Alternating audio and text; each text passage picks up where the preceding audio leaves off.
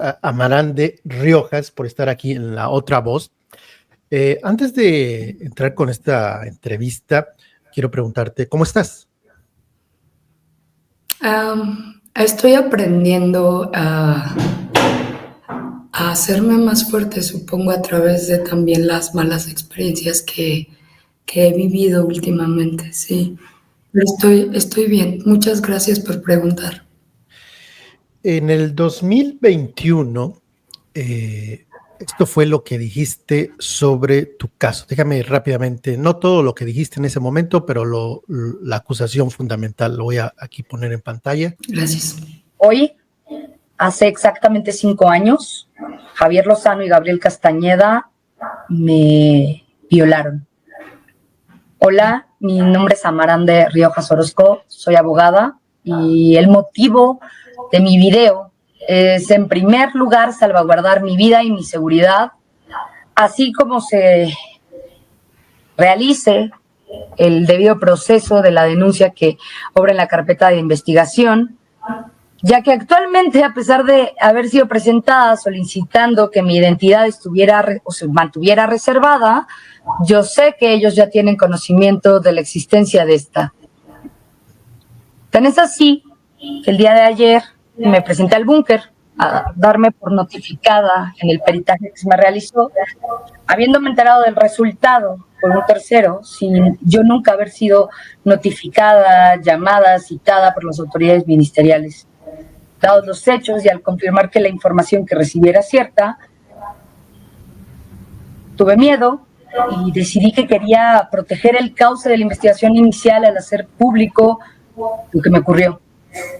Porque desafortunadamente en nuestro país, en ocasiones, para que se haga justicia, se tiene que dejar videos o constancias de lo que sucede en los ministerios públicos. Si no deseas que siquiera las cosas se judicialicen, o sea, nunca lleguen a judicializarse. Y esto es lo que pasa con muchos casos de violación en el país. Todo comienza, o la historia comienza cuando yo decidí estudiar Derecho. Entró a trabajar en un despacho de mucho renombre para hacer mis prácticas profesionales. Y conozco al jefe, el jefe me presenta con el equipo, y más bien me asigna un equipo, y comienzo a trabajar ahí unos meses, empiezo a notar unas actitudes muy feas y malas y crueles con los demás de parte de algunos de los abogados, entre ellos Gabriel y Javier, y yo decido que no es un lugar apto para que yo trabaje, no me siento cómoda en el despacho y le expongo estas causas al jefe y me voy. Esa fue la primera vez que hablaste sobre el tema, eran 5 años de lo que te sucedió. ¿Qué ha cambiado desde esa denuncia del 2021? Pues que ahora ha sido evidente para mí darme cuenta que aunque hice esa denuncia y he hecho muchas más públicas, pues el sistema jurídico mexicano adolece de muchísima corrupción, de muchísima violencia institucional, y a pesar de que desde entonces integré una carpeta de investigación, proporcioné datos de prueba, cada paso que hice se convirtió en algo mucho más complicado, en algo mucho más doloroso y en algo que siguió afectando mi vida hasta la fecha. Y cuando logré por fin que los ministerios públicos que los cambiaran, que la fiscalía pues hiciera su trabajo, no nada que no se lo estuviera pidiendo de acuerdo a la ley, y se logró vincular a proceso, bueno, más bien que ejercitaran acción penal en contra de mis agresores, pues ahora me topé con la violencia institucional del Poder Judicial, donde de forma aleatoria, cosa que no es aleatoria, están súper pactados quienes van a ser los jueces en algunos casos, me tocó el juez Edgar Agustín Rodríguez Beiza para que conociera primero una audiencia de control, donde solo tenía que determinar por petición de mis agresores el plazo del cierre de la investigación inicial en el Ministerio Público, Pero él no solo dijo eso, sino que se atrevió a denostarme, a decirme mentirosa, a decirle al Ministerio Público que cómo es que le estaban dando causa a esa investigación cuando yo era una mentirosa, sin que mi asesoría jurídica o el Ministerio Público presentara ningún tipo de dato de prueba o hiciera alguna referencia al caso, porque esa audiencia era solo de control, solo para que se determinara el cierre de una investigación inicial. Y ahí comprendí ese día que este iba a ser el juez que iban a poner para lograr no solo no ser vinculados a proceso, sino para ahora atacarme a mí y dejarme a mí como la acusada, como la que hubiera cometido el delito. ¿Y qué fue lo que pasó después? Que con esa audiencia yo me recusé, ejercitaron acción penal en la fiscalía contra ellos y, oh sorpresa, me vuelve a tocar el mismo juez Edgar Agustín Rodríguez Beiza para la inicial, cuando pues eso no establece los principios jurídicos, ¿no? Y tenía que conocer otra persona, porque ya había una clara contaminación judicial, ya esta persona tenía una predisposición hacia mí y evidentemente pues era conocido y amigo, porque les hablaba de nombre inclusive, de mis agresores.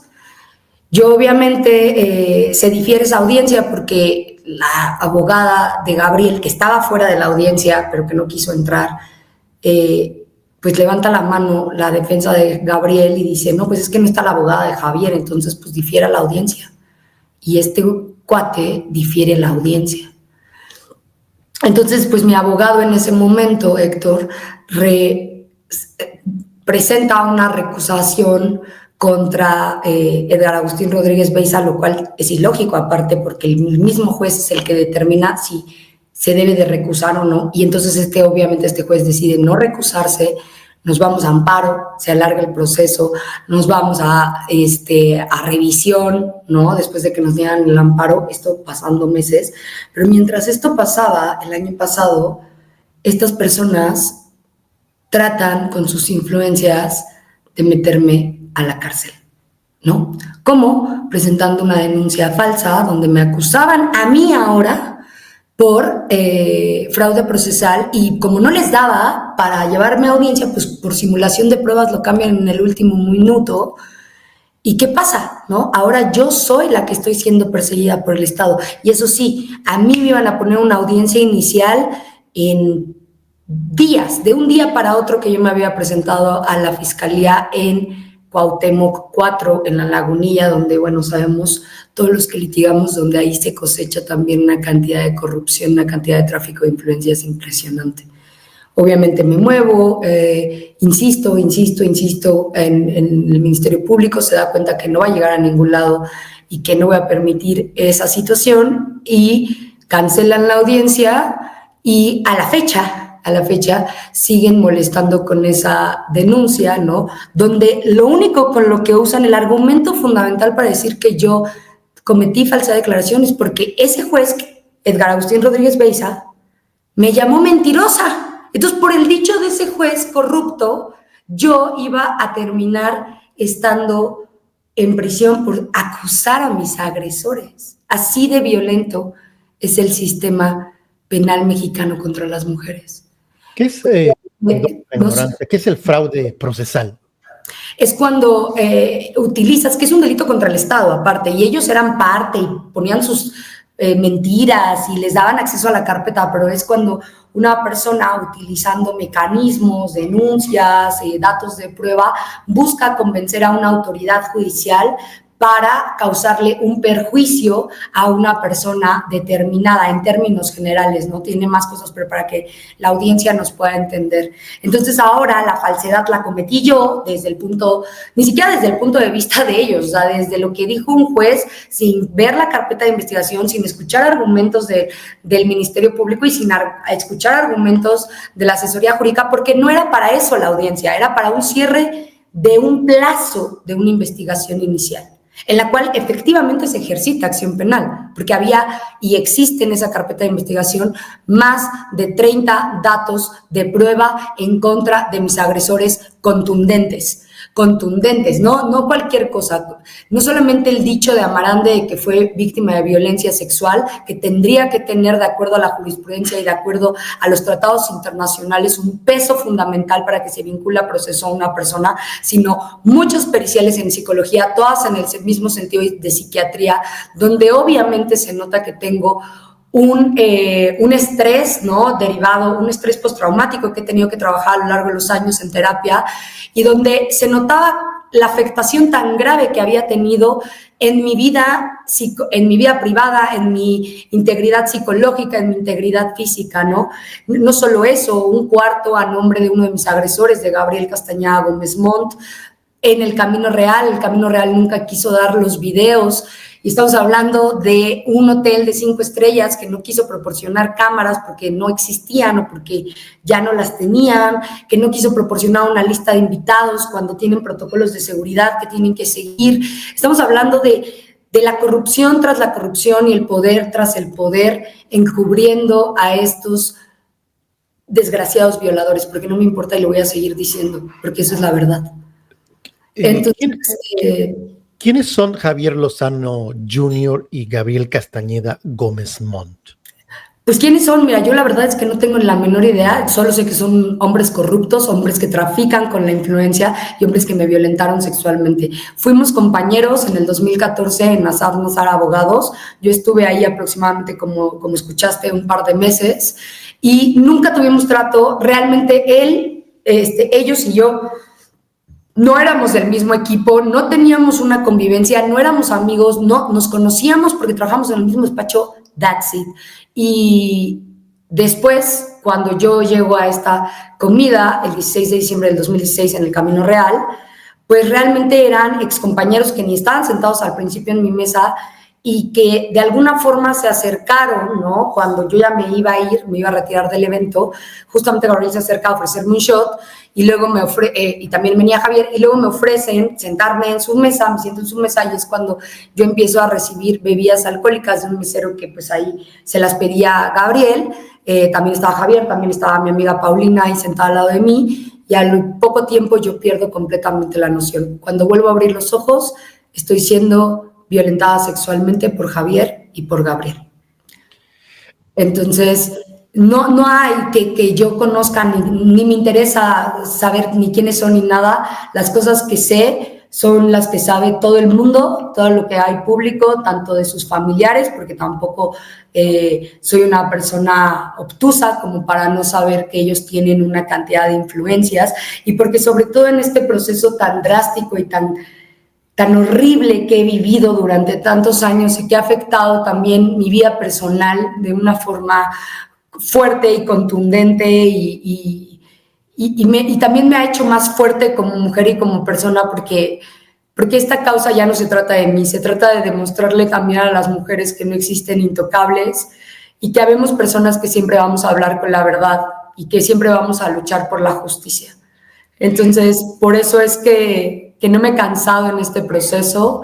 Actualmente, mientras yo estaba en veda electoral, porque fui candidata a jueza de distrito en materia penal, ellos aprovecharon esa veda y haciéndome, junto con otra política de Morena, que es amiga de ellos, que trabajó en Nazar, violencia política de género, y mientras yo estaba en veda aprovecharon para quererme llamar a audiencia inicial, ¿no? A pesar de que yo llevaba años pidiéndolo, a pesar de que lo había pedido justamente antes, ¿no? De este tema de la candidatura, y al final del día les dan una audiencia inicial a modo en 48 horas, pero la sorpresa es, ¿con qué juez crees que me vuelve a tocar? Con Edgar Agustín Rodríguez Beiza, ¿no? Quien, aparte de ser acusado de abuso sexual por una alumna en su momento, ha resuelto casos y tiene criterios que la gente también puede investigar, porque hay otras víctimas que inclusive se me han acercado, donde lo ponen específicamente para este tipo de casos, para que libere a violentadores sexuales. No solo de mujeres, también de niños.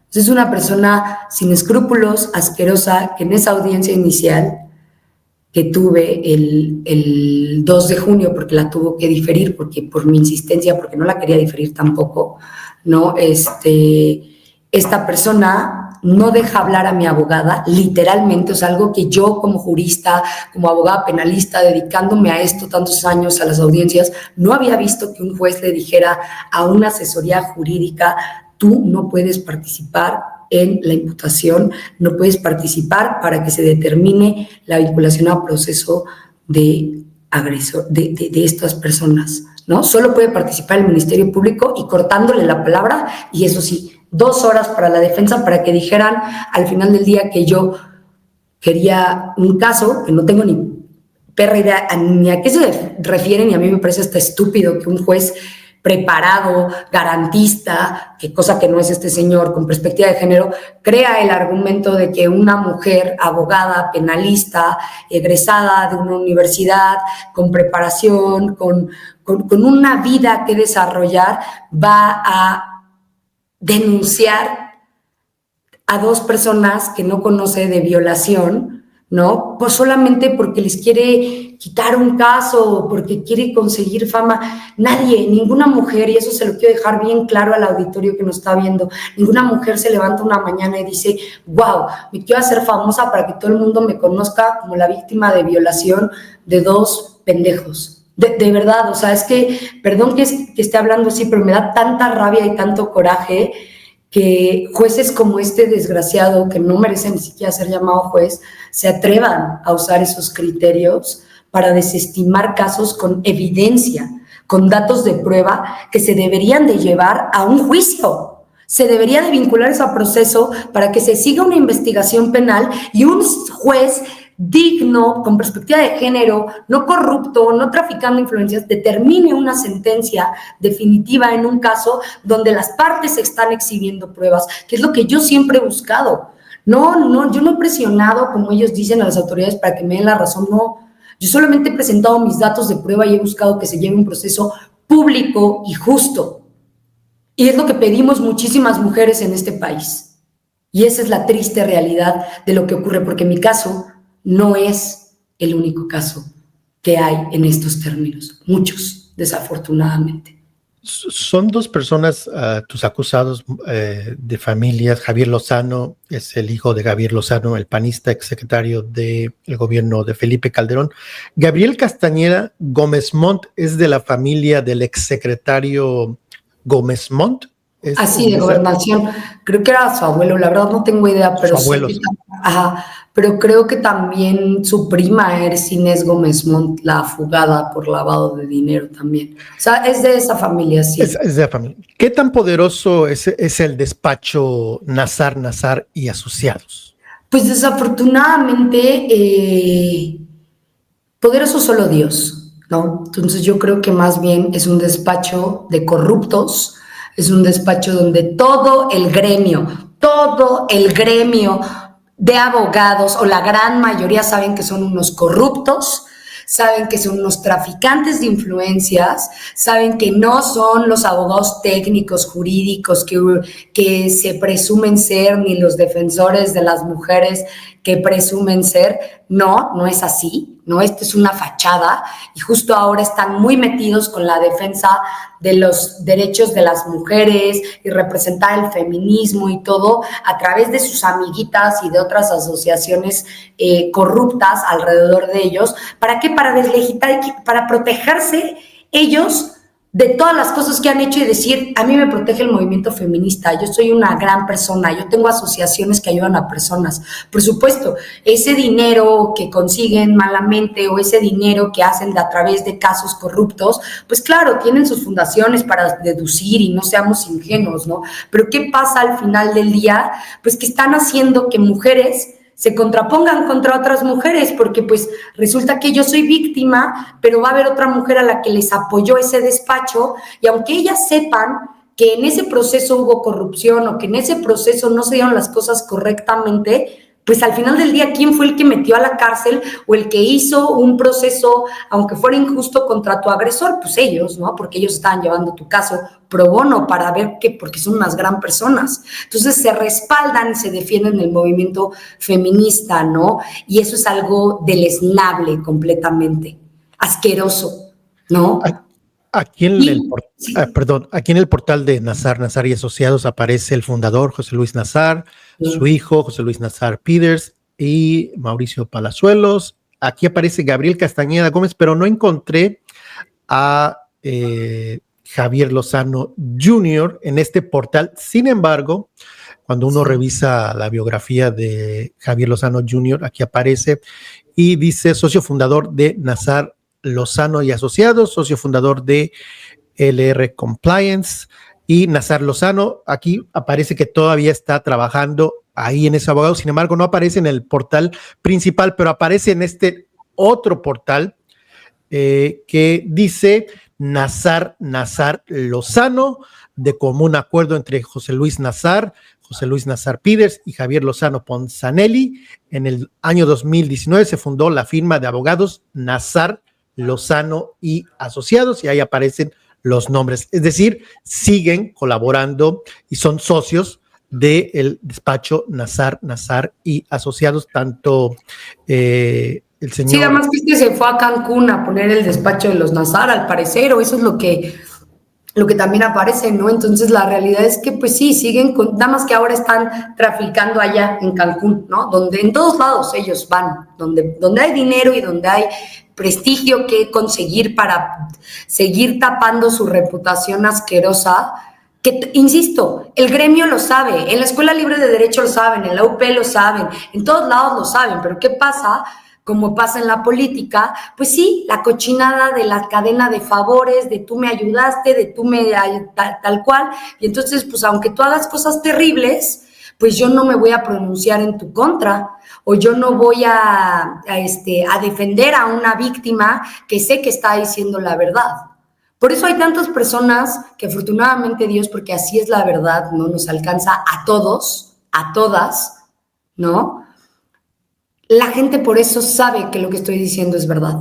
Y por eso es tan su necesidad constante de estar buscando denostarme y de estar buscando mecanismos o personas o mujeres, como es el caso de la diputada María Teresa Eli, para decirme mentirosa, porque ni siquiera ellos te atreven y usan a otras mujeres para decirme, a ver, no, estás diciendo esto mal, mira, no, sino que simplemente se escudan en las faldas del feminismo, se escudan en las faldas de las mujeres para decir, Amarande es una mentirosa, cuando la realidad es completamente distinta.